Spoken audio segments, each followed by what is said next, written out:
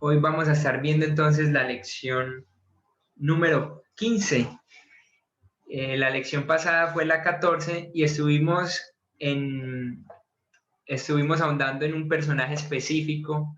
No sé si alguien recuerda a quién estuvimos observando la clase pasada. Comenzamos a ver 3 personajes. ¿Quién recuerda? Pablo. Esteban, Felipe y Pablo. Ok, Esteban, Felipe y Pablo. Ya vimos a cuál, ya vimos a Esteban. Hoy vamos a estarnos concentrando principalmente en Felipe. Se van a dar cuenta que es un lujo esta historia. Entonces vamos a estar en el capítulo 8. Les voy a ir poniendo por acá la diapositiva. Vamos a estar en el capítulo 8 de Hechos. Tenga su Biblia ahí abierta. Espero que usted ya haya pasado leyendo por ahí. Lección 15, Felipe, Hechos capítulo 8, versículo 4 al 40. Me gustaría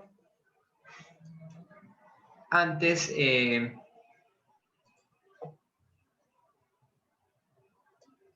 mostrarles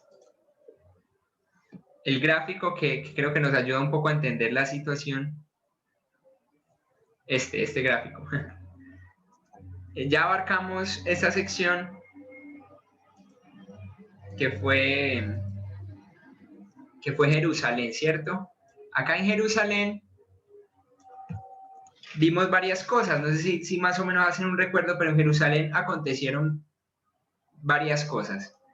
Una de ellas fue la ascensión del Señor Jesús, luego se da el reemplazo de Judas, lo estoy mirando yo acá, luego viene el Pentecostés, cuando llega el Espíritu Santo, acá, estamos todavía ubicados geográficamente acá. Luego acontece un gran milagro y es cuando un cojo es sanado. De ahí aparece una oposición del concilio. Luego problemas internos, no sé si lo recuerdan, con Ananías y Zafira. Otra vez oposición del concilio y terminamos con un problema de las viudas griegas, ¿no?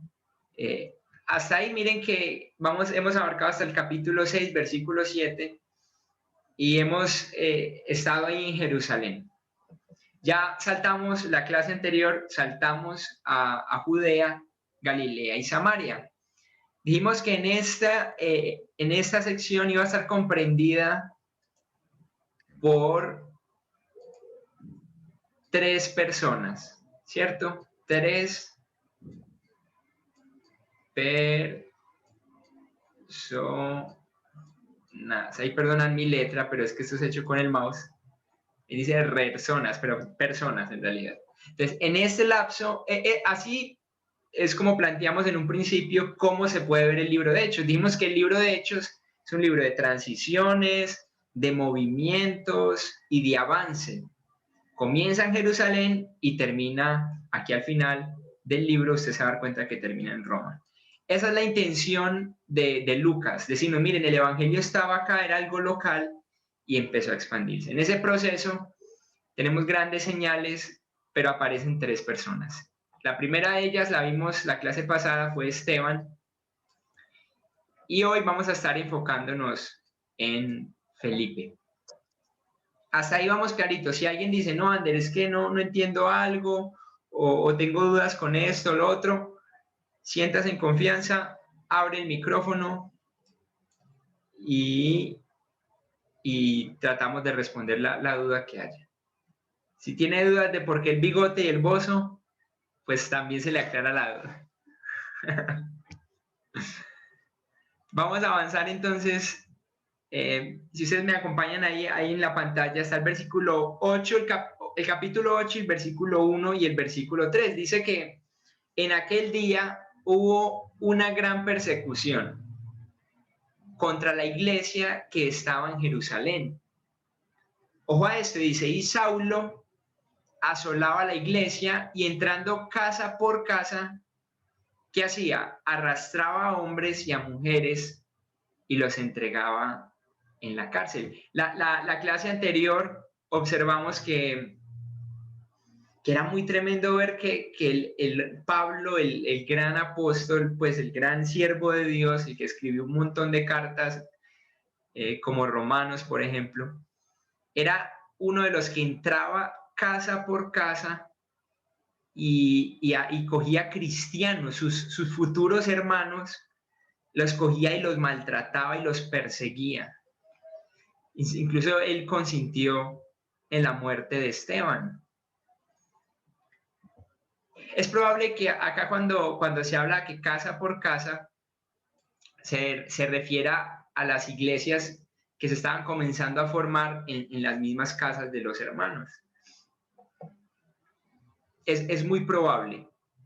Entonces, la idea de esto es que Saulo en este momento entraba a las casas donde sabía que se reunían pequeños grupos de cristianos como iglesia. Imagínense, usted estar ahí de un momento a otro, no sé ni siquiera si tocaban a la puerta o simplemente entraban a lo loco y agarraban a los cristianos y los sacaban de las mechas, literal. Eso se estaba viviendo en Jerusalén. Recuerden, en Jerusalén estaban matando cristianos como locos, los estaban cogiendo, los estaban azotando, y ahí ya habíamos visto el primer caso de Esteban, ¿no? Ahí comenzó una gran persecución, que es lo que narra este versículo. Versículo 4 dice, pero los que fueron esparcidos iban por todas partes, y ojo a esto, anunciando el evangelio. Esas personas fueron esparcidas, salieron de un lado, salieron para todos lados, iban anunciando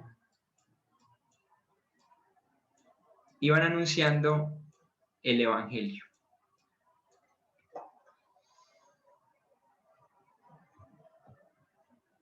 Y entonces la persecución, esto lo hemos estado contemplando varias veces, se dio en Jerusalén, comenzó acá en Jerusalén y fue tan fuerte que muchos hermanos simplemente empezaron a desplazarse a otras ciudades cercanas.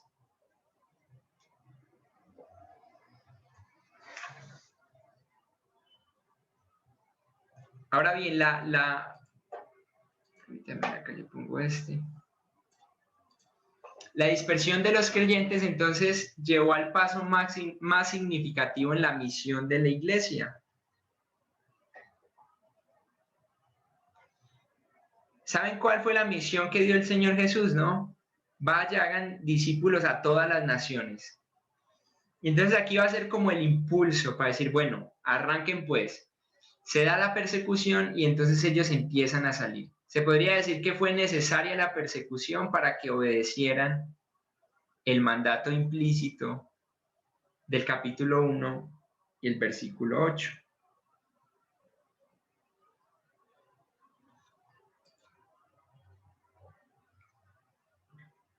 Si se atrasan, me dicen, ¿no? Aquí es obedecieran el mandato implícito.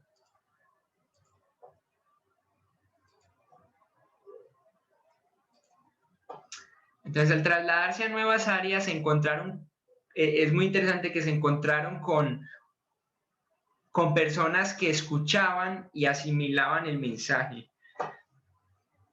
Iban, lo compartían y la gente creía que Jesús era el Mesías.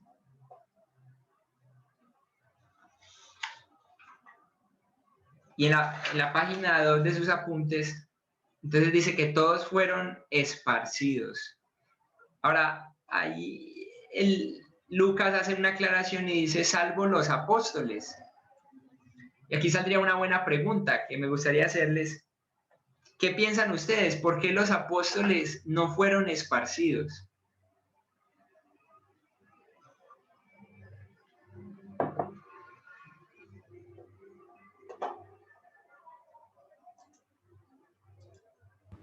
Bueno, yo creo que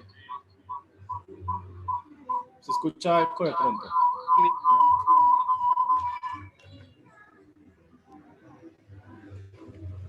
Ahora sí, ahí está bien. Ahí está bien. Bueno, creo que una de las razones de, bueno, propósito soberano de parte de Dios en cuanto a la gran comisión. Y pues viendo el contexto de lo que hemos venido viendo, pues de los capítulos anteriores, Ujú. creo que hubo de alguna forma persecución con Pedro, entre otros, y creo que no pudieron porque la mano de Dios estaba con ellos. Y también súmele a eso que el esparcirse era el propósito del Espíritu Santo para que el Evangelio de Cristo fuera pronunciado a todo lugar. Ok. Ok, entonces tú dices que los apóstoles no fueron esparcidos porque Dios estaba con ellos de una otra forma, ¿no? El Espíritu Santo estaba con poder con ellos. Eso fue lo que entendí, ¿cierto? ¿Alguien más? ¿Quién más aporta?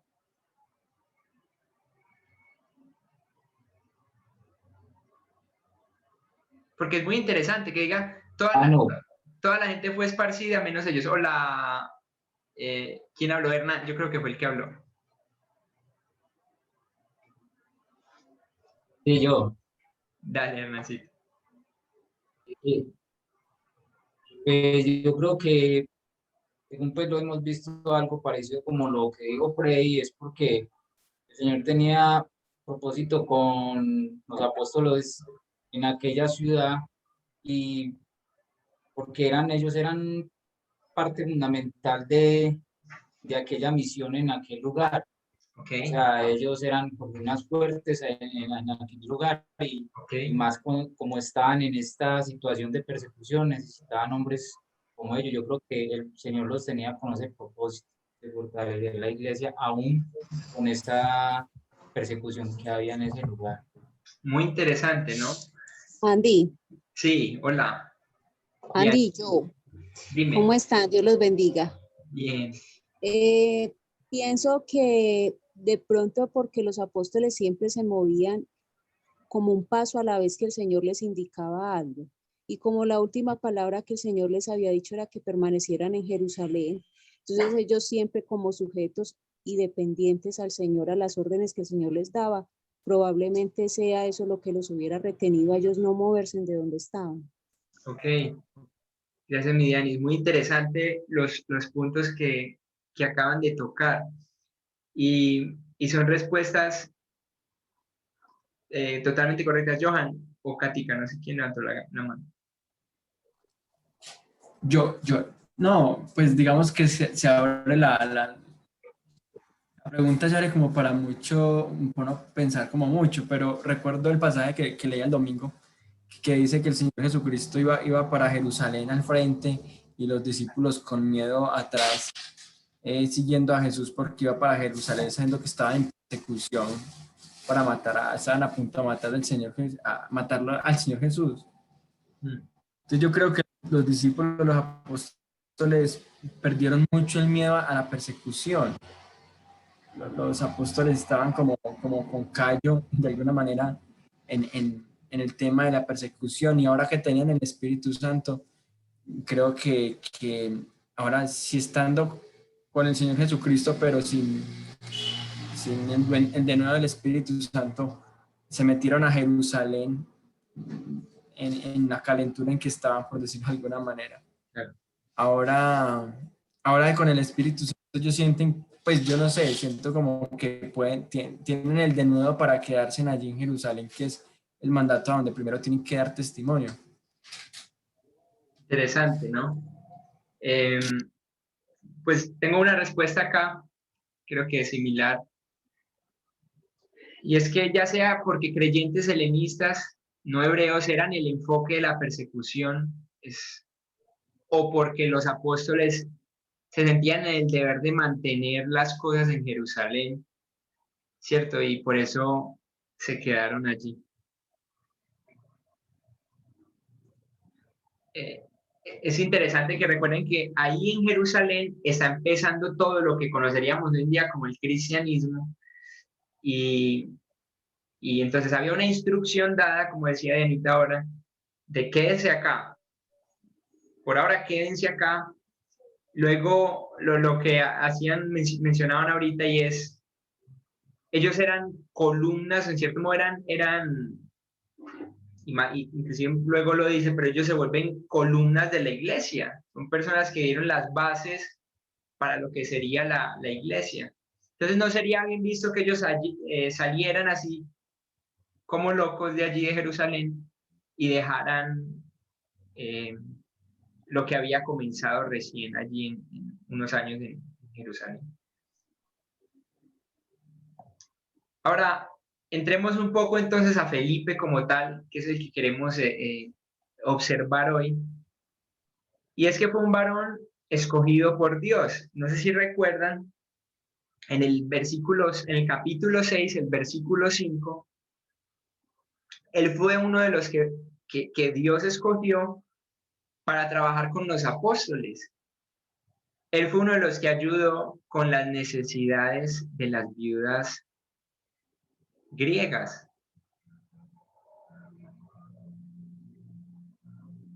Y esto es bien interesante, ¿no? Porque ahí habían escogido a Esteban, pero también habían escogido a Felipe. Recuerden que llegamos por conclusión que el hecho que ellos fueran diáconos no significaba que no tuvieran un peso grandísimo en la iglesia, o que fueran menos, o que tuvieran, o que su ministerio no fuera tan válido o tan igual de efectivo como lo sería el de los apóstoles. Ellos también iban a hacer grandes señales y prodigios. Su nombre, el nombre de Felipe, indicaba que era helenista, ¿no? Más acostumbrado a otras culturas que no eran judaicas. Entonces probablemente él hablaba griego, que era, recuerden lo que estuvimos estudiando, él era el idioma del momento. Tú ibas de un lugar al otro, allí ibas a encontrar gente que hablaba griego. Entonces, esto es clave. Miren, esto, que él estaba más acostumbrado a otras culturas, es muy importante. Y ya vamos a ver por qué. Para los primeros pasos transculturales, Dios escogió a alguien que podría cruzar las barreras con más facilidad. Felipe no tendría ningún problema en sentarse, como ya lo vamos a ver, con un samaritano. Cuando para un judío eso era horrible, eso no se podía hacer. No se la llevaban entre sí, dice la escritura. Pero para Felipe, como ya lo vamos a ver, él fue a Samaria. Entonces, eso es importante. Ahora yo quisiera hacer aquí como un stop y hacerlo reflexionar en algo. Y es que Dios escogió específicamente a Felipe porque cumplía ciertas características naturales de él, de nacimiento, hablaba griego, por sus circunstancias, su forma de ver la vida. Y aquí hay algo fundamental y es, Dios lo ha escogido específicamente para algo. Y tiene que ver mucho con el lugar que lo ha puesto, con las personas que lo ha rodeado. Les cuento a manera de testimonio, esta semana yo estaba en la panadería y llegó un cliente y me dijo, venga, yo sé que ustedes acá son cristianos. Así pues con sus ojos muy mal, un señor, ¿no? Y dijo, yo sé que ustedes acá son cristianos. Miren el papel tan fundamental que juega el hecho que yo trabaje en una panadería, por ejemplo, o que mi papá tenga una panadería y yo trabaje en esa panadería. El hecho que quizás algún día uno de los trabajadores le dijo, aquí somos cristianos, ¿no? Y entonces este señor con gran necesidad viene y nos dice, y me dice, yo sé que ustedes aquí son cristianos. Mire, en ese momento mi hermano está muriendo. Está ya gravemente en el hospital, en la UCI. está entubado, sus pulmones ya no están respondiendo debido al COVID, ¿no? Yo sé que ustedes pueden orar por mí. Por favor, ore por mí, se lo suplico. Y sus ojos lagrimeaban. Dios te ha puesto en lugares específicos con personas alrededor porque Él tiene propósitos muy especiales con lo que haces o donde estás. Y es lo que vemos aquí en el caso de Felipe y lo vemos quizás también en el caso de Esteban. Pues yo he estado, si le soy sincero, orando por el hermano de este hombre que vino a la panadería. Y mi oración al Señor ha sido: Señor, obre, haga una señal de tal forma de que estas personas crean en su nombre. Sane a este hombre, pero con el propósito que ellos vengan a conocer quién es Jesús, el Salvador del mundo. No es una coincidencia el lugar donde Dios te ha puesto y los conocimientos y las habilidades que tú tienes. Si tú sabes otro idioma, inglés, o si sabes, Dios tiene propósitos con cada una de estas cosas. Y eso es lo que vemos aquí en el caso de Felipe. Ahora bien, Felipe va y predica a los samaritanos. Miren acá este mapita, no sé si lo logran ver bien, y aquí está Jerusalén. Voy a marcarles acá Jerusalén con color verde. Entonces aquí está Jerusalén, ¿sí lo ven? Aquí está Jerusalén. ¿Para dónde se va entonces? ¿Para dónde se va Felipe? Felipe sube acá a Samaria, al lugar donde los judíos no entrarían. Eso es muy importante. En ese lugar, los judíos no entrarían. Un judío de hueso colorado no entraría. Entonces dice que entonces Felipe, descendiendo a la ciudad de Samaria, les predicaba a Cristo. Felipe hizo parte de ese grupo que salió por la misma persecución que había en el lugar. Van conmigo hasta ahí, no se han perdido. Aquí nos muestran, de pronto si usted leyó el capítulo, lo que hizo los viajes de Felipe, ¿no? Él va a Samaria, vuelve como a Jerusalén, luego va hacia Gaza, sube a Soto, luego dice que a Lidia hasta llegar a Cesarea. Que si recuerdan bien, Cesarea era el centro de gobernación romano. Eso también lo vimos. Vamos a avanzar.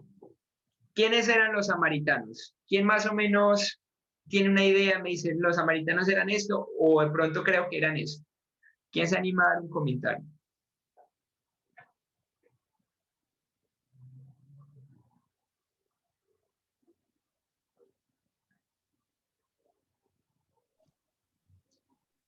Andy, Dime, Edian.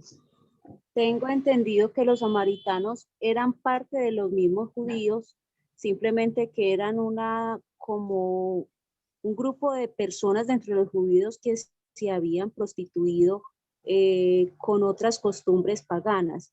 Entonces ellos se habían apartado a otro lugar y esa era como la división que habían entre los judíos y los samaritanos. Sí.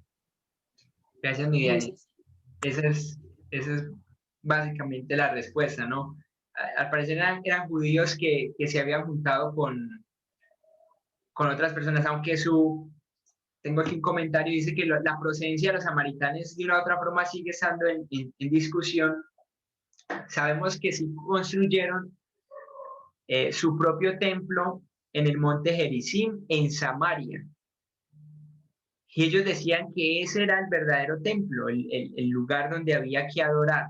Que inclusive no sé si recuerdan la historia donde está la mujer samaritana hablando con Jesús y ella le lanza esta pregunta y dice, venga, entonces, ¿dónde es que hay que adorar? Muy probablemente algunos sacerdotes de Jerusalén hayan establecido ahí en el monte Gerizim culto religioso, ¿cierto? Es un poco el trasfondo histórico, entonces, inclusive yo estuve investigando un poco y hay alguna evidencia que sí hubo un templo construido también allí en ese monte. Los samaritanos decían ser los verdaderos seguidores del Pentateuco, estimaban el Pentateuco como su única escritura, eran fieles a lo que Moisés decía.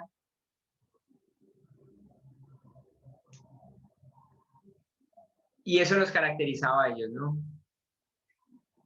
Y siempre había conflicto entre judíos y samaritanos. Oh, por favor, ¿me puedes mostrar una diapositiva anterior? Gracias.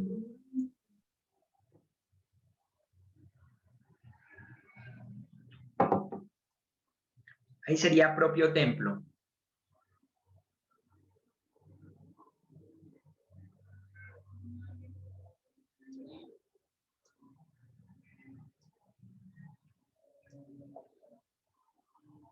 Listo.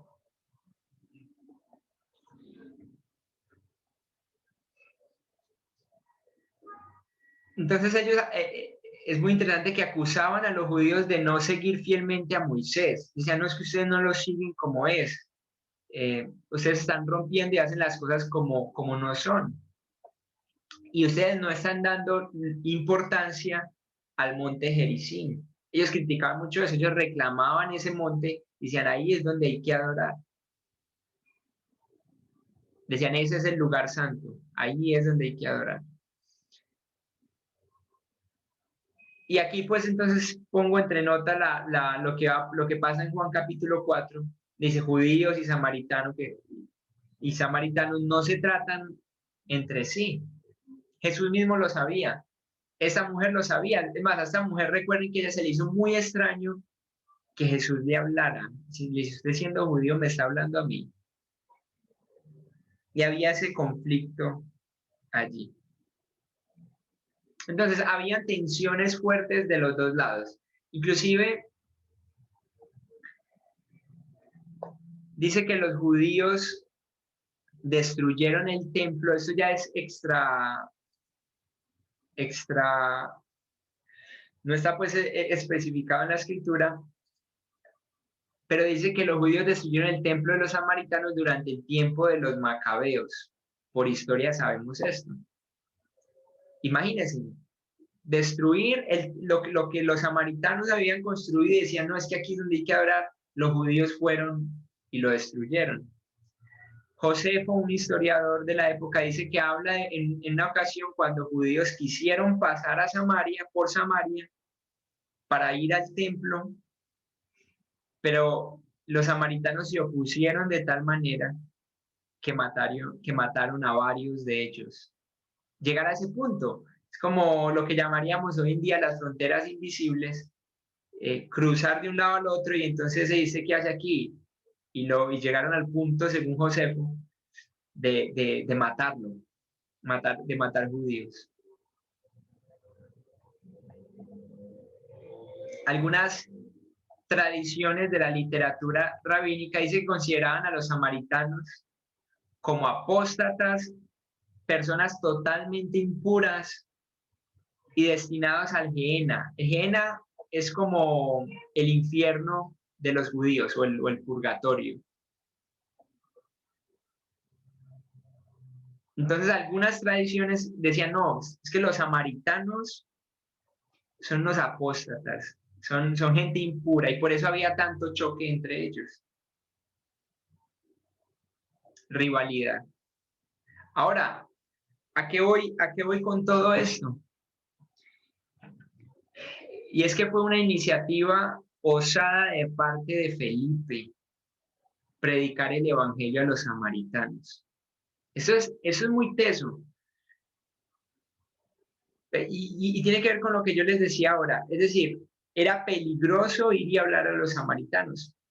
Por lo menos un judío de hueso colorado, diríamos, no iría ya a predicarle a los samaritanos. Pero por contexto sabemos que Felipe era helenista, o sea que tenía esa mezcla de cultura y le iba a ser más fácil ir a los samaritanos. Entonces, predicar el evangelio a los samaritanos. Y entonces aquí pasa algo bien interesante y quisiera que ustedes me acompañaran a leer el capítulo 8, versículo 4 al 8. Si de pronto algún hermano me puede colaborar leyendo el 4 al 8 y luego del 14 al 17.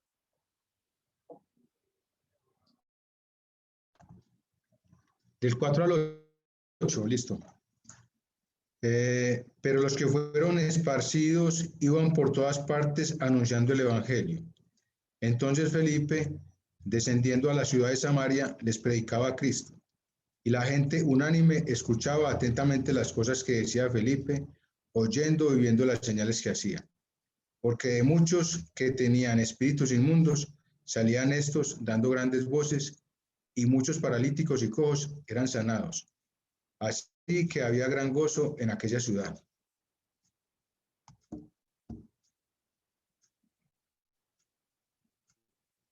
Y el 14 al 17.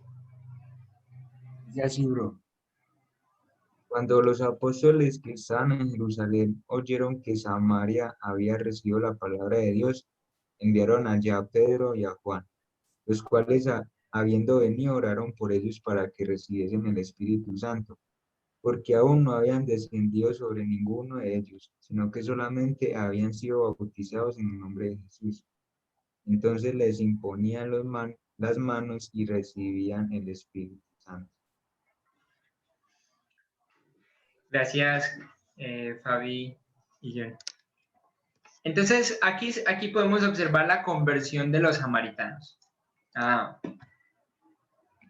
El versículo 5 al 6 dice que ellos escucharon la predicación y vieron las señales que hacía Felipe. Recuerden, Hechos siempre va predicación y señales, predicación y señales. Entonces la gente veía las señales y creía, ¿no? Decía, esto que están, pero entonces como iba acompañado con una gran señal, decían, no, es que eso es verdad. Y eso mismo lo hizo el Señor Jesucristo. Él respaldó su ministerio con señales, no solo con las palabras, no solo con la predicación. Y es lo que vemos acá en Felipe. La predicación. Ahora, ¿qué predicaba o cuál era el contenido de la predicación de Felipe? Esa es una buena pregunta que uno se puede hacer acá. Y básicamente la predicación de él, si me adelanté mucho me dicen, ¿están conmigo? ¿Ya? ¿Cuál era el contenido entonces de lo que él predica? Listo, él empezó a enseñar ¿qué? Bueno, la misma escritura nos da algunos destellos, y es que si ustedes miran en el versículo 4, dice que la gente que fue esparcida por Jerusalén iba anunciando el evangelio. El evangelio, la palabra, ¿no? Se refiere a la palabra. ¿Qué significaba ir anunciando el evangelio? Significaba decir y hablar de Jesús y toda la historia de Jesús, su muerte y su resurrección. Y vea, Jesús vino, siendo Dios, murió y sufrió como está escrito en la Biblia. Miren el versículo 5, dice que les predicaba a Cristo. Es interesante que, según deja ver Juan, los samaritanos también esperaban el Mesías. Entonces, cuando Felipe va a ellos, Felipe les dice, venga, ya vino el Mesías, y es Jesús.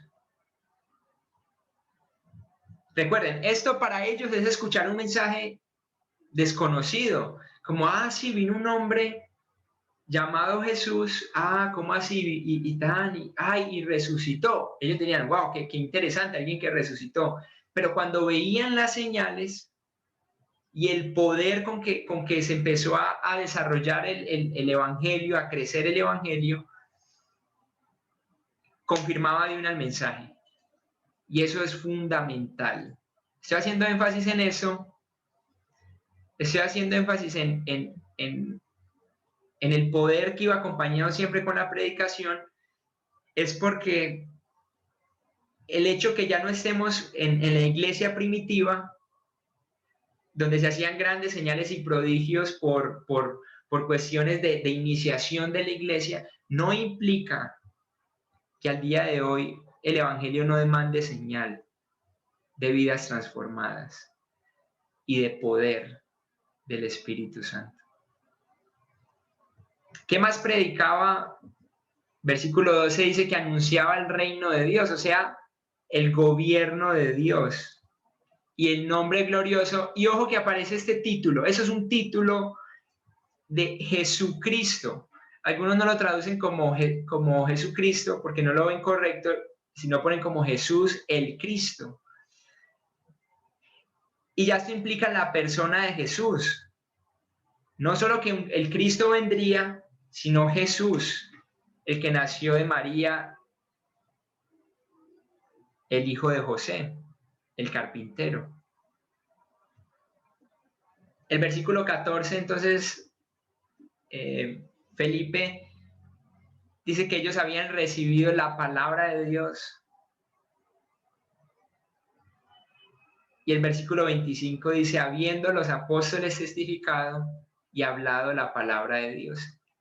¿Qué iba entonces haciendo Felipe cuando llegó a Samaria? Bueno, tomaba la palabra de Dios misma, inclusive tomaban, y ya lo vamos a ver más adelante, pasajes del Antiguo Testamento y los exponían, pero hablaban de Jesús. Aquí hay algo interesante y es que hay un gran énfasis en la palabra, en Cristo, y hay un punto interesante que sería el reino de Dios.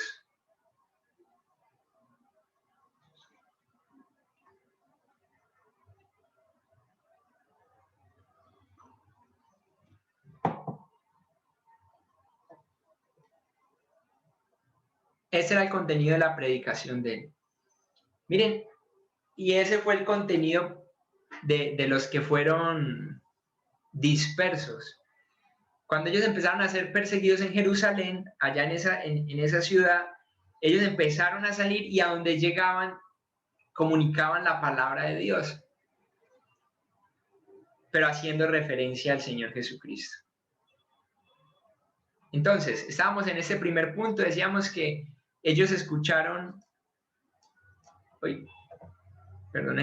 escucharon la predicación, pero también dice que vieron, es que se me está perdiendo el cursor ya, vieron las señales, y eso es clave. Entonces, escucharon la predicación, pero también vieron las señales que hacía Felipe. Y esto iba respaldado, ¿no? Porque recuerden, Jesús hacía milagros y señales, luego los apóstoles hacían señales y milagros, pero luego tenemos a Esteban, tenemos a Felipe, que también hacían en continuidad las señales y la predicación, tal y como los apóstoles lo hicieron. Ahora, el punto número 2 en la conversión de los samaritanos. El primero es que escucharon la predicación y vieron señales, ¿cierto? Ustedes miren ahí en sus notas, escucharon la predicación y vieron las señales. Adelante, Johnny. O Hernancito. Hermano, qué pena que me atrase un poquito, un puntico de que usted acabó de comentar en cuanto a los samaritanos. Sí. No sé si sea de aporte. Estaba yo aquí pensando que... Hernancito, se está como cortando, corra más para este ladito. ¿Hasta dónde me escuchó? No, cuando apenas ibas a comenzar. Ah, bueno, entonces otra media hora.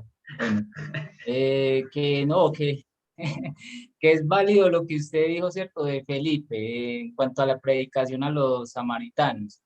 Pero se me vino en este momento, que creo pues que puede ser un aporte, en cuanto a que el Señor Jesús, cuando habló con la samaritana, ¿cierto? Dice que ella después fue y habló de él, y muchos de ellos subieron a confirmar. Y entonces yo venía pensando que eso había pasado, a lo que estamos viendo de Felipe, había pasado como que creo que un año más o menos, o qué, menos, ¿cierto? Ya había pasado tiempo. Entonces, ¿cierto? Entonces, que no pensaba yo que tenía que ver algo también, pues los samaritanos ya estaban, como decir así, remojados. Sí, sí, sí, muy Entonces, interesante eso, Hernancito. ¿cierto? Entonces yo decía, tiene que ver algo porque ya Felipe fue con la misma, o sea, hablando de Jesús y Ajá. fuera eso con las señales que ellos no vieron de Jesús, pero, ¿cierto? Era eso, no más. Qué importante eso porque me gustó esa palabra, ya estaban como remojaditos, ¿no? Ya estaban ahí. Cuando llega Felipe, Pegaditos.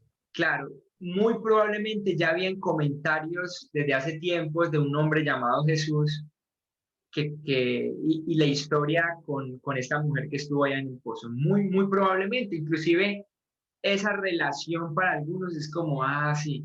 Es más, trayéndolo hacia nosotros, hay mucha gente que comprende el Evangelio quizás usted le predica hoy día y en 5 años, 2, 3 años, se le dan otras circunstancias completamente diferentes si alguien le predica el Evangelio. Pero para esa persona ya es como, ah, sí, ¿no? Y ya se da una puerta abierta. Y quizás eso es lo que se puede ver acá también. Y gracias, Hernancito, por el comentario. Entonces, el punto número 1, estamos viendo la conversión de los samaritanos. Dice que ellos escucharon la predicación y vieron las señales. Y lo segundo es que cuando creyeron a Felipe, se bautizaban hombres y mujeres. La gente empezó a bautizarse. Ese es el punto 2. Si lo tienen ahí anotado. Entonces se da la conversión y el bautizo de los samaritanos. Eso ya era muy interesante. Ellos estaban diciendo que su vida ahora se estaba identificando con la vida de Jesús, con las enseñanzas de Jesús. ¿Cómo vamos de tiempo? Vamos ahí. El punto... Hola. Ander, perdón, no, ahí creo que se está cumpliendo ya, ¿cierto? Cuando hiciste mucho énfasis, creo que fue en la primera clase donde hablabas de Hechos 1:8, ¿cierto? Hechos 1:8, cuando el Señor le dice a ellos que se queden allí hasta que llegue el Espíritu Santo, y mira que todo va, ¿cierto? Como de forma ascendente, no sé cómo decirlo. Y primero en Jerusalén, y ya aquí comienza el Evangelio en Samaria, ¿cierto? Y ya, ¿cierto? Entonces, mire, todo se va dando allí de acuerdo a la profecía que el Señor les dio a sus discípulos. Sí, y ese es el punto, ¿no? Eso es lo que quiero que vayan notando en el texto y cómo Lucas lo escribe y cómo Lucas pensó lo que iba a escribir. El punto número 3 dice que entonces ya ellos recibieron el Espíritu Santo cuando Pedro y Juan habían venido de Jerusalén. ¿Sí recuerdan lo que leímos? Leímos que Felipe va y les enseña, pero luego cuando se dan cuenta que los samaritanos también recibieron el Evangelio, entonces Pedro y Juan son enviados. Eso está en el versículo 14. Dice, cuando los apóstoles que estaban en Jerusalén, recuerden que estamos en Jerusalén inicialmente, estamos Hechos, es un libro de transición, de movimiento. Entonces ya caemos en Jerusalén. Dice que oyeron que Samaria había recibido la palabra de Dios. Entonces enviaron a Pedro y a Juan después de su conversión. Ahora, ¿cómo entendemos acá la demora en recibir el Espíritu Santo? Ellos creen, dice que son bautizados, pero no habían recibido el Espíritu Santo. Llega Pedro y Juan, dice que les imponían las manos de una forma visible, les ponían las manos y ellos recibían el Espíritu Santo. Entonces, ¿cómo entiende usted la demora en recibir el Espíritu Santo? Quisiera escuchar un comentario, no hay respuesta mala, así que me gustaría escucharles. Unos 2 comentarios, porque igual estamos cogidos del tiempo.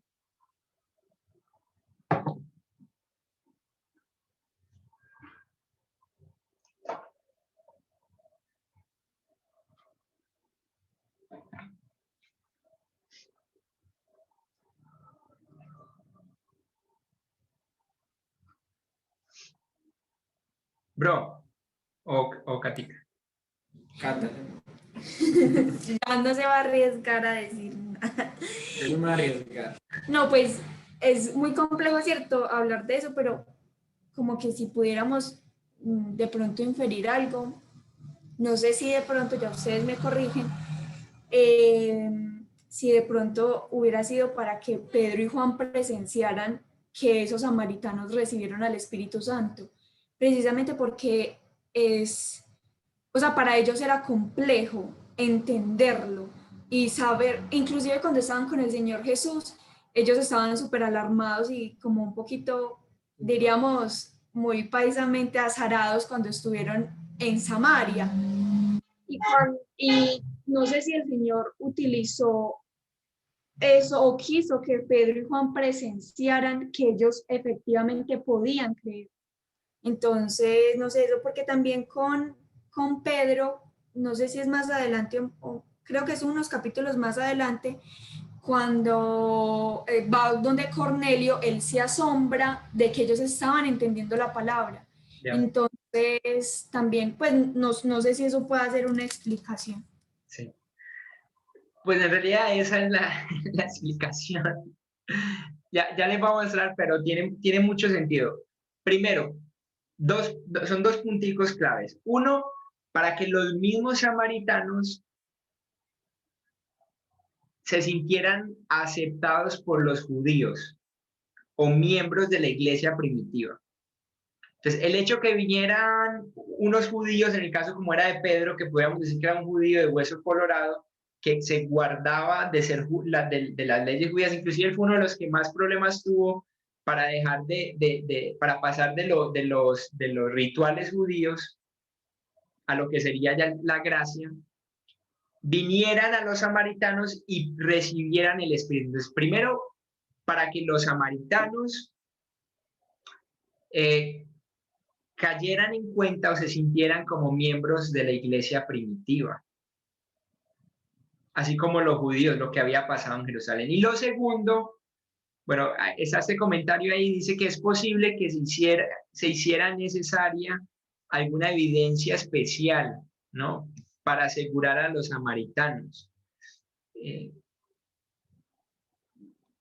ellos en cierto modo estaban muy acostumbrados a ser tratados como extranjeros o como un pueblo ahí no tenido muy en cuenta por Dios, ¿no?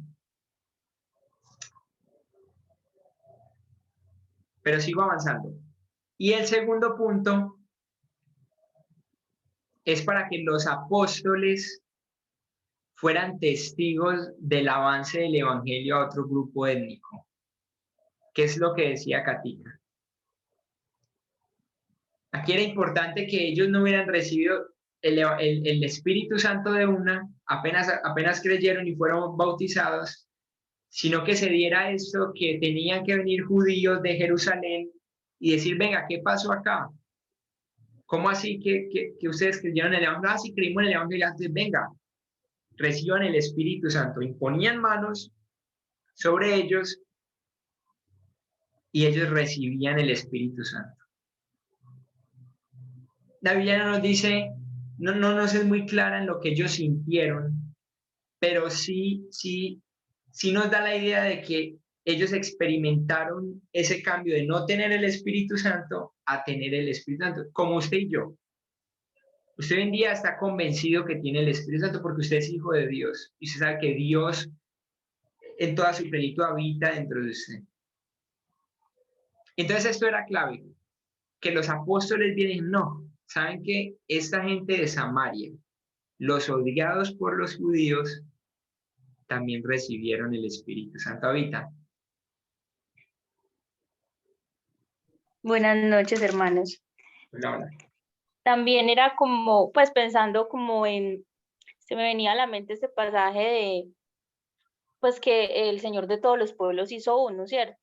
Entonces, como también muy ligado a que ellos fueran conscientes de esa unidad, de que ya no era una iglesia samaritana, una iglesia judía, así hubieran creído en el Señor, sino que eran un solo pueblo a través de, ¿cierto?, de haber creído en el Señor Jesucristo, que es mantener la unidad ya de una iglesia, ya no esa división que había entre ese pueblo, ¿cierto? Porque si vemos el contexto, pues, histórico, que algunos samaritanos eran judíos, pero que habían creído otras cosas, pues ya en este caso era que se trataba era de una unidad, ¿cierto? Ajá. Total, gracias, Abita. Inclusive, Pablo mismo lo va a tocar más adelante en los evangelios y dice que de gentiles y judíos él hizo un solo pueblo. Y eso era lo importante acá. Inclusive, miren, en ese grafiquito, podríamos decir que el evangelio llega a los samaritanos y estarían a medio paso hacia los gentiles. Porque los gentiles, porque los samaritanos estaban como ahí, ¿no? Como que no, nosotros tenemos las creencias judías, pero ahí como que en cambio los gentiles eran gente que podía creer en los dioses egipcios o los dioses griegos y creer un montón de locuras. En cambio los samaritanos estaban como ahí en medio, como que... Entonces, el hecho de que el evangelio llegara a Samaria era fundamental, era muy importante. Era muy importante. Van conmigo hasta ahí. Miren que la escritura es muy bueno estudiarla. Si se quedan en las notas, me dicen. Voy a avanzar. Entonces llega, no sé si ustedes, los que pronto han estado leyendo Hechos, nos encontramos con la conversión de Simón. De ese grupo que dice que creyó, ya lo vamos a ver, aparece este hombre Simón, un mago. Si me colaboran leyendo capítulo 8, versículo 9 al 13 y 18 al 25, y ahí vamos a observar lo interesante que pasa acá.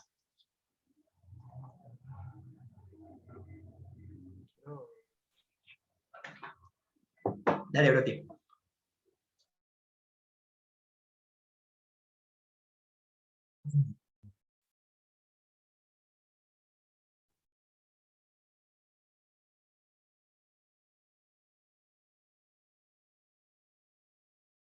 Por ahí me escuchan. Ah, sí. 9 al 3. Pero había, no me quiere, pero había un hombre que antes se hacía la mafia. Se le va, Broti, ¿qué hace? Se viene al frente. Ahí Ajá. sí me escucha bien. Sí, ahí te escuchamos. Dice, pero había un hombre llamado Simón que antes ejercía la magia en aquella ciudad y había engañado a la gente de Samaria haciéndose pasar por algún grande. A este oían atentamente todos, desde el más pequeño hasta el más grande, diciendo, este es el gran poder de Dios. Y le estaban atentos porque con sus artes mágicas les había engañado mucho tiempo. Pero cuando creyeron a Felipe, que anunciaba el evangelio del reino de Dios y el nombre de Jesucristo, se bautizaban hombres y mujeres. También creyó Simón mismo, y habiéndose bautizado, estaba siempre con Felipe, y viendo las señales y grandes milagros que se hacían, estaba atónito.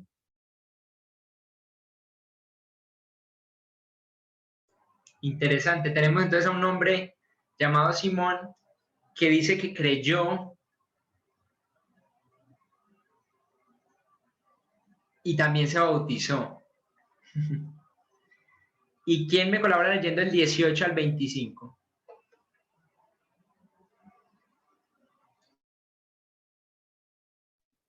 Listo, lo leo. Dice Cuando vio Simón que por la imposición de las manos de los apóstoles se daba el Espíritu Santo les ofreció dinero, diciendo: dame también a mí este poder para que cualquiera a quien yo impusiere las manos reciba el Espíritu Santo. Entonces Pedro le dijo: tu dinero perezca contigo, porque has pensado que el don de Dios se obtiene con dinero. No tienes tu parte ni suerte en este asunto, porque tu corazón no es recto delante de Dios. Arrepiéntete pues de esta tu maldad y ruega a Dios si quizás te desea perdonado el pensamiento de tu corazón, porque en hiel de amargura y en prisión de maldad veo que estás. Respondiendo entonces Simón dijo: rogad vosotros por mí al Señor, para que nada de esto que habéis dicho venga sobre mí. Y ellos, habiendo testificado y hablando la palabra de Dios, se volvieron a Jerusalén, y muchas poblaciones de los samaritanos anunciaron el evangelio.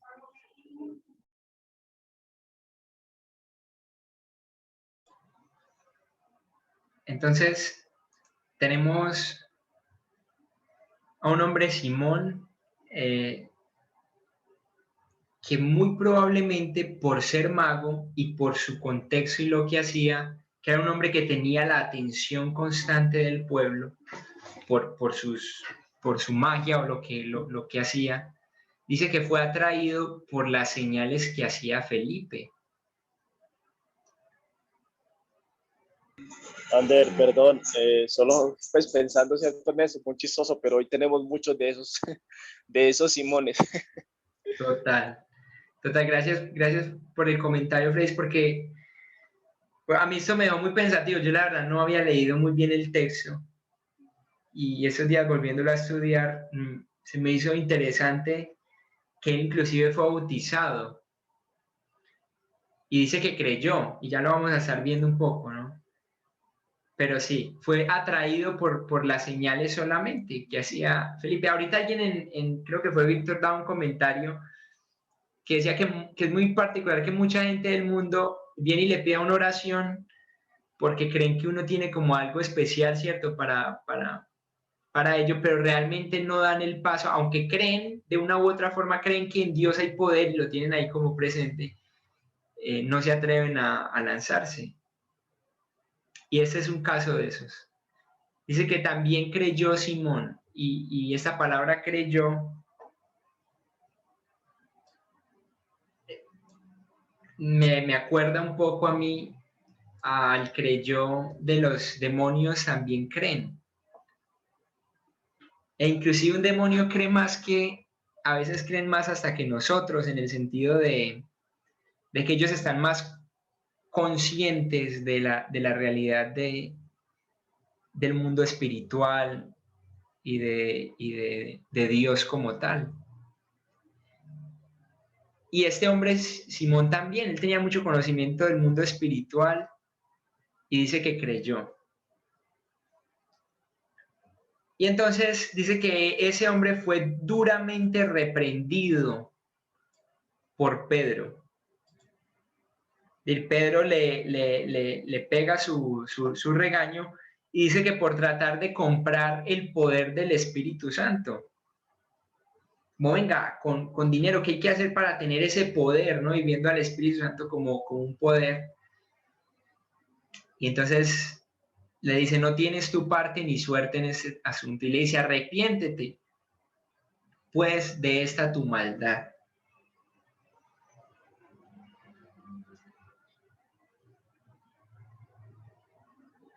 Arrepiéntete, le dice, ¿no?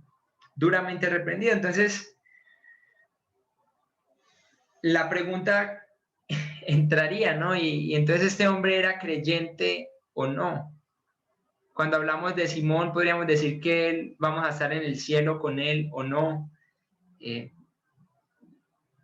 Y el texto nos da algunos visos interesantes. Miren lo de la conversión de Simón, entre comillas. Dice que las palabras de Pedro indican que su conversión, ojo a esto, fue algo intelectual y no de corazón. Y es que esto está por montones hoy día, al día de hoy. Fue algo intelectual, pero no de corazón. Miren lo que le dice él, porque tu corazón no es recto delante de Dios. Y le lanza unas palabras bien duras, dice, porque en hiel de amargura y en prisión de maldad veo que estás. Y muy probablemente él estaba muy amargado porque obviamente se le estaba yendo él era el centro de atención, por decirlo así. Pero ahora la gente estaba conociendo el Evangelio. Eso pasó varias veces en la escritura, cuando la gente empezaba, no sé si recuerdan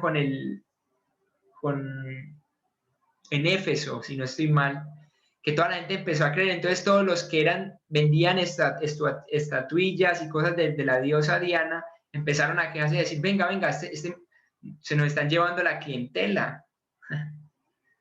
Y eso empezó a ser el Evangelio. Y ese hombre estaba lleno de amargura porque ya no era el centro de atención. Ahora, ¿por qué no relataría Lucas la historia de Simón? Esta sería una pregunta. Oíste, Lucas, pero ¿por qué en medio de que descendiste a Samaria, predicaste a Samaria, ¿por qué no relatas la historia? Y es que hay realidades, ¿no? Y es que el Evangelio enfrenta la oscuridad, lo que diríamos la magia. Ese hombre, y yo me atrevería a decir que eso no eran engaños visuales como lo conoceríamos hoy con la magia, sino realmente magia negra. Y otro apunte claro es que hay un gran peligro del dinero y el poder, ¿no? Particularmente en el contexto del ministerio. Él quería comprar y obtener poder de Dios y ver esto muy aquí como las cosas terrenales, pero así no era.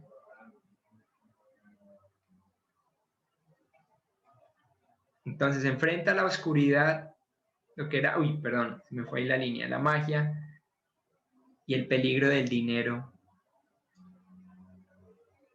y el poder. Yo soy más bien malito subrayando.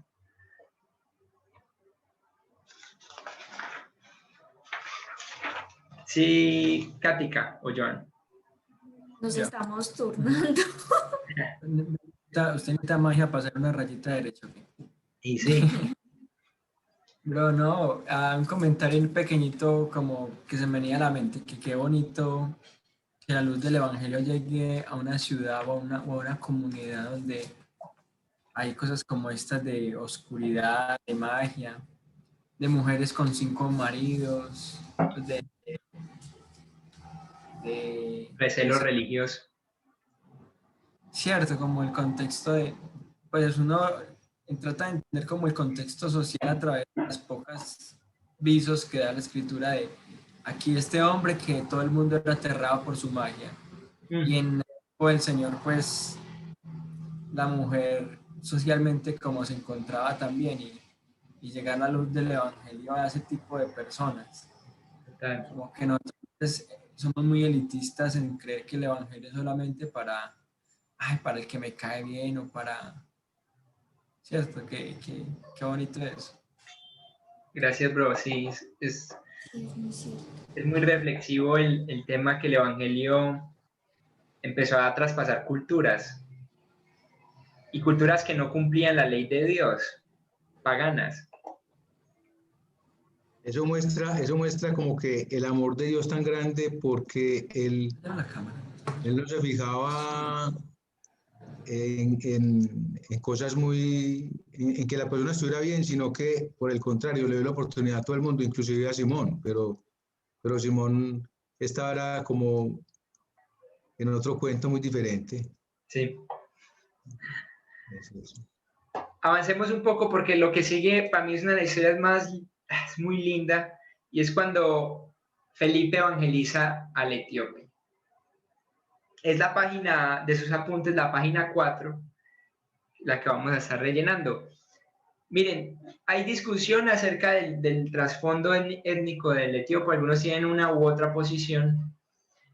Una de que si era judío, dice que el eunuco venía de Etiopía, eso lo muestra ahí, era semita y era un hombre de color, de tez morena.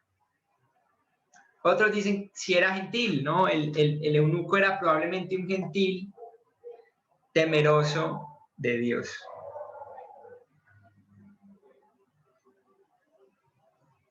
Entonces, hay como esa duda ahí. Pues la conclusión que yo veo por contexto de la escritura es que es poco probable que él fuera gentil. Este autor dice que ya que Lucas no le presenta como la primera conversión gentil. Recuerden, cuando se hace mucha bulla, de pronto los que han ido leyendo Hechos, cuando se convierte en gentil fue con Cornelio. Ese sí era gentil del todo, ¿no? Era un hombre que temía a Dios, pero era gentil, no era del grupo judío. Pero en este caso, Lucas no hace mucho énfasis en ello. Entonces, muy probablemente, él sí era judío, solo que estaba en otra cultura. Y entonces esto vuelve a ser clave, Dios siendo intencional en llevar el evangelio a este etíope.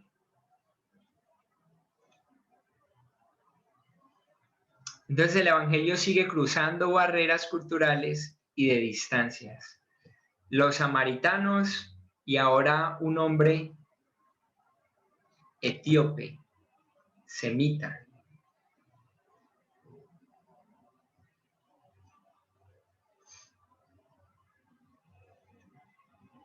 Esa historia creo que la mayoría la conocemos, y es que él está sentado en un carruaje y entonces el Espíritu Santo le dice, vaya y compártale a ese hombre.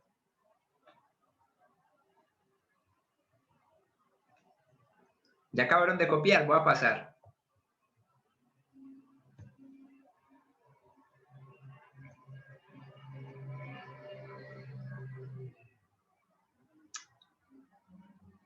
Y si nos animamos, leamos el 26, voy a ir leyendo a favor de ustedes al 40, estamos en Hechos 8, 26 al 40. Es una historia que vale la pena leer. Dice, un ángel del Señor habló a Felipe diciendo, levántate y ve hacia el sur, por el camino que desciende de Jerusalén a Gaza, el cual es desierto. Entonces él se levantó y fue. Y sucedió que un etíope eunuco, funcionario de Candace, reina de los etíopes, el cual estaba sobre todos sus tesoros y había venido a Jerusalén para adorar, volvía sentado en su carro y leyendo el profeta Isaías. Y el Espíritu dijo a Felipe, acércate y júntate a ese carro. Acudiendo Felipe, le oyó que leía el profeta Isaías y dijo, ¿pero entiendes lo que lees? Él dijo, ¿y cómo podré si alguno no me enseñare? Y rogó a Felipe que subiese y se sentara con él. El pasaje de la escritura que leía era este. Esa nota la está haciendo Lucas, ¿no? Como oveja la muerte fue llevado, y como cordero mudo delante del que lo trasquila, así no abrió su boca. En su humillación no se le hizo justicia, mas su generación, ¿quién la contará? Porque fue quitada de la tierra su vida. Respondiéndole eunuco, dijo a Felipe, te ruego que me digas, ¿de quién dice el profeta esto? ¿De sí mismo o de algún otro? Entonces Felipe, abriendo su boca y comenzando, ojo acá, desde esta escritura, le anunció el evangelio de Jesús. Y yendo por el camino, llegaron a cierta agua y dijo el eunuco: aquí hay agua, ¿qué impide que yo sea bautizado? Felipe dijo: si crees de todo corazón, bien puedes. Y respondiendo dijo: creo que Jesucristo es el Hijo de Dios. Y mandó parar el carro y descendieron ambos al agua, Felipe y el eunuco, y le bautizó.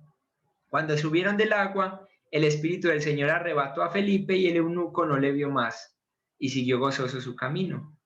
Pero Felipe se encontró en Azoto y pasando anunciaba el evangelio en todas las ciudades hasta que llegó a Cesarea.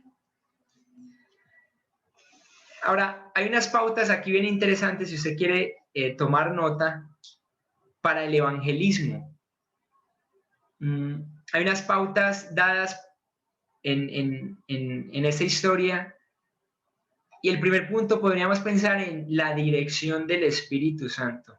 Cuando usted va a evangelizar,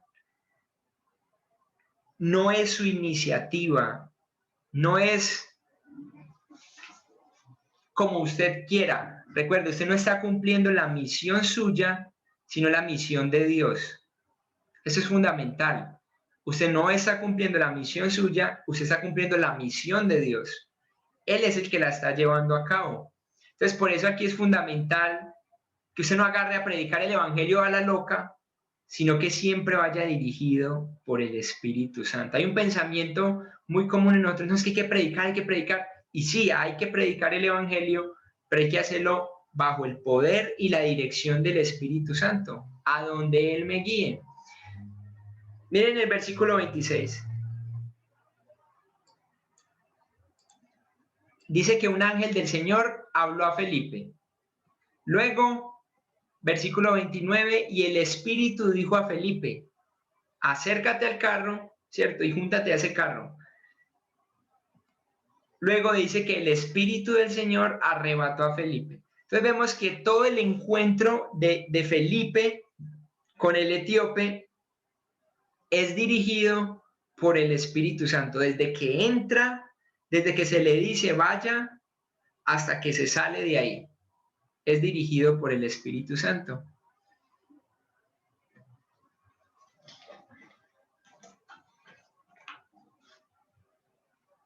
Luego, la preparación. Hola. Puedo hacer una pregunta. Ahí, por ejemplo, en el 26 que dice un ángel del Señor, ahí se estaría refiriendo en sí al mismo Jesucristo, porque hace poco escuché algo, una enseñanza, y por ejemplo en el Antiguo Testamento se hablaba del ángel del Señor, y el ángel del Señor en el Antiguo Testamento era Jesucristo. ¿Es esto cierto o qué? Sino que me ha parecido muy curioso y de verdad me emocionó mucho pues como pensar eso, porque cuando digamos el Espíritu de Dios enviaba, digamos que decía que envía al ángel del Señor a que acabara con los hijos del faraón o con ahí el ángel del Señor sería el Jesucristo mismo, ¿o no? El ángel del Señor es lo que llamaríamos, si no estoy mal, una teofanía. Si no estoy mal, si mis conocimientos no me fallan. Es en el Antiguo Testamento, es Jesús revelado en el Antiguo Testamento, y normalmente se va a encontrar así como el ángel de Jehová, el ángel del Señor. Es así. Obviamente hay que ser cuidadosos porque mucha gente, cada que aparece un ángel en el Antiguo Testamento, dice: ese es el Señor. No, toca sacarlo por contexto de lo que significa, pero sí, normalmente la referencia al ángel del Señor se referiría a Jesús mismo, a la persona de Jesús, que aún no ha sido encarnado. Acá, Víctor, habría que caer en cuenta que ya Jesús estuvo encarnado y ya se nos dice dónde está, a diferencia del Antiguo Testamento. Acá ya Jesús dice que vino y estuvo en el cuerpo y que fue llevado al cielo y que está sentado a la diestra de Dios Padre.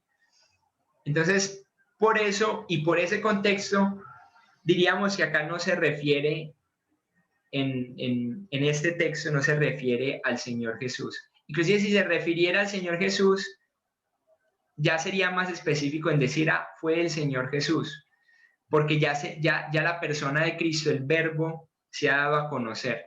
Entonces, en este caso no se referiría al ángel de Jehová. Gracias, Víctor. Sigamos avanzando. Primero, entonces, pautas para el evangelismo. Miren, la dirección del Espíritu Santo y luego la preparación del terreno por Dios. Y digo por Dios. Esto es clave, mis queridos, que sea el Espíritu Santo el que nos dirija hacia, que nos saque del lugar, pero también es fundamental que Dios mismo haya preparado el terreno. Ahorita Hernán nos acotaba un pensamiento con la mujer samaritana. Ahí había terreno preparado. Y en este caso, este hombre había venido de Jerusalén para adorar. Dice que volvía sentado en su carro y leyendo al profeta Isaías. Ahí ya había algo, ahí ya había una inquietud, ahí ya había un obrar del Espíritu Santo.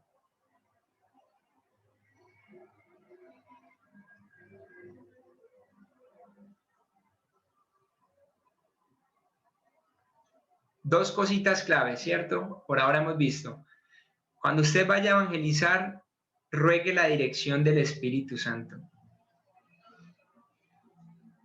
Y luego observe cómo él ha preparado el terreno. Bro, o Cata. No, sigue Cata. Sí, sigo yo, que es interesante ver cómo de cierta manera también lo mismo en Samaria. Y antes de que tú dijeras eso, yo le decía a Joan que se podría sacar como un principio en las misiones de que aún el lugar no haya sido visitado, no hay lugar o terreno misionero en el que el Señor ya haya trabajado, como fue con el etíope y también como fue en Samaria, que antes de que llegara Felipe, pues había llegado el mismo Señor Jesucristo. Ahora,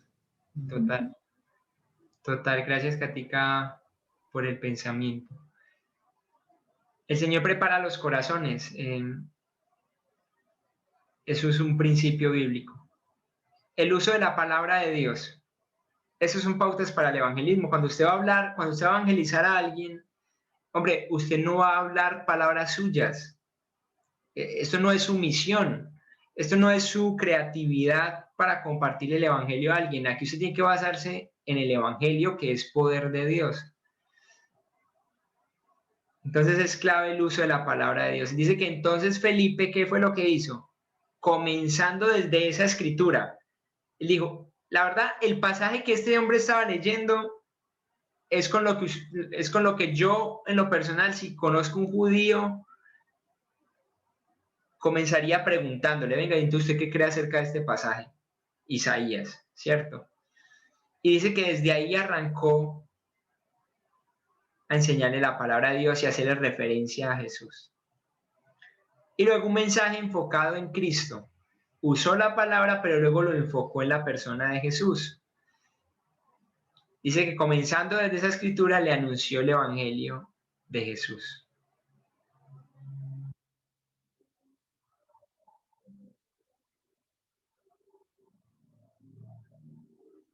Van conmigo. Si me adelanto, porque sí quiero terminar la lección. ¿Puedes esperar un momentico, por favor? Dale. Ander, es interesante también saber cómo se anuncia el evangelio, ¿cierto? Por ejemplo, uno ve la escena donde este hombre está citando Isaías y cómo el Espíritu Santo usa esa circunstancia para anunciar el evangelio. Y es en cuanto a la muerte y resurrección de Jesucristo, ya que la perspectiva judía era de un segundo Moisés, de un Mesías, ¿cierto? Tal vez militar, o también tiene una perspectiva de cerca de un profeta, pero lo que a veces ellos ignoraban era esa parte de Isaías. Inclusive el pueblo judío ignora y se ignoran esa parte y se autoproclaman ellos como el siervo sufriente, ¿no? Estaba escuchando, ha escuchado algunas cosas acerca de por qué los judíos no creen y ellos ignoran algunos pasajes y comienzan a cuestionar, a buscarle pues como el pero a la situación.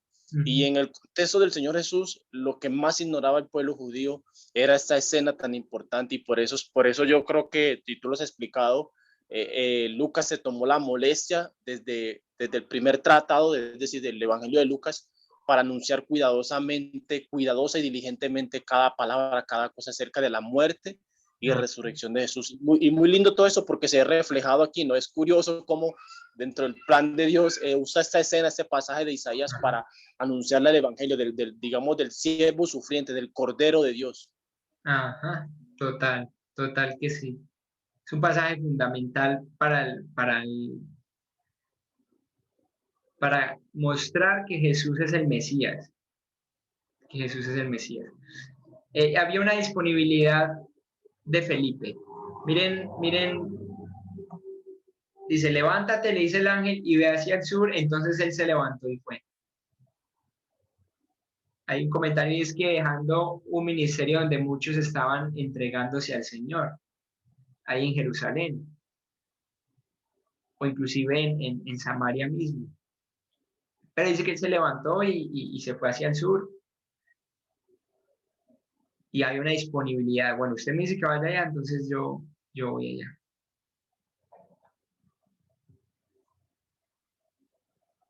Y luego hay algo importante acá y es el cruzar las barreras culturales con el Evangelio. Y eso es algo que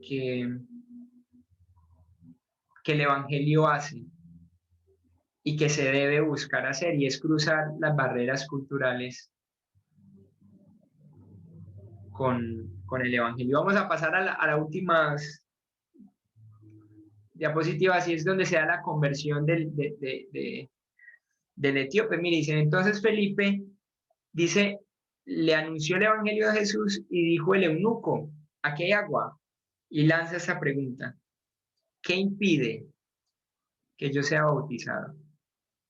¿Qué impedimento hay? ¿Qué tengo que hacer? Él estaba completamente dispuesto. Aquí le hubiera podido decirle muchas cosas, ¿no? No, usted tiene que hacer esto, dejar esto, o venir acá, pero no.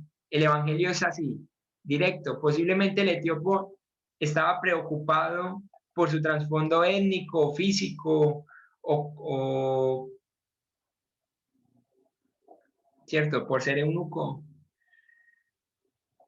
Y él pregunta, bueno, ¿qué impide que yo sea bautizado? ¿Cuál es el impedimento?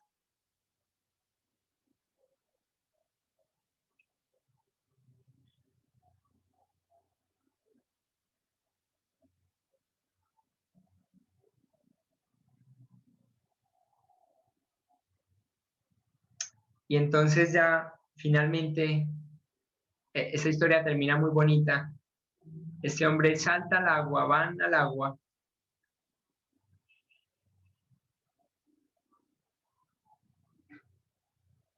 Y ahí es bautizado.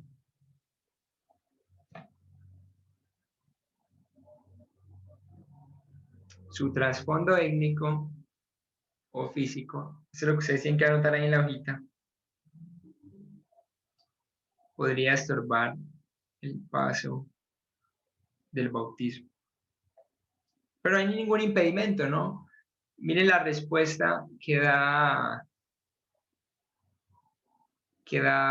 Felipe, versículo 37, dice, si crees de todo corazón, pues bien puedes, ¿no? Este apunte es que algunas versiones no tienen esta parte del versículo 37, pero el hecho que no la tengan no significa que sea antibíblica, ¿cierto? Y si usted cree con todo el corazón, hágale.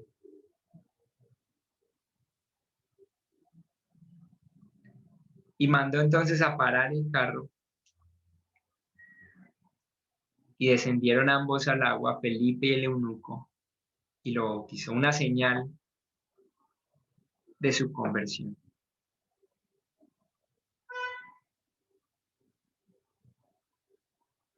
Y con eso terminaríamos la clase de hoy.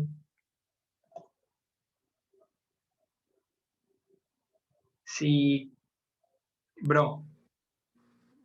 No, que es muy bonito ver cómo en el mismo pasaje vemos a estas dos personas, a Simón y al eunuco, y de cierta manera es las dos caras de la moneda que nos podemos enfrentar cuando evangelizamos, ¿cierto?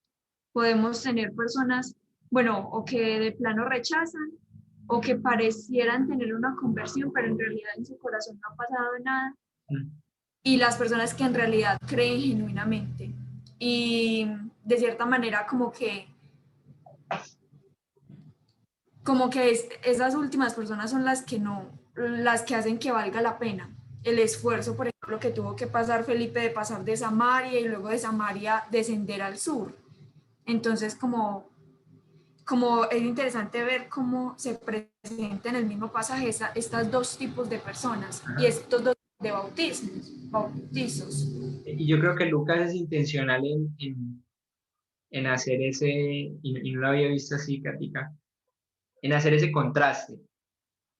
Los dos se bautizaron, pero uno no entendió para nada el evangelio, lo dejó en lo intelectual, pero el otro sí fue testimonio vivo de lo que es ser un hijo de Dios. Con eso terminamos la clase de hoy.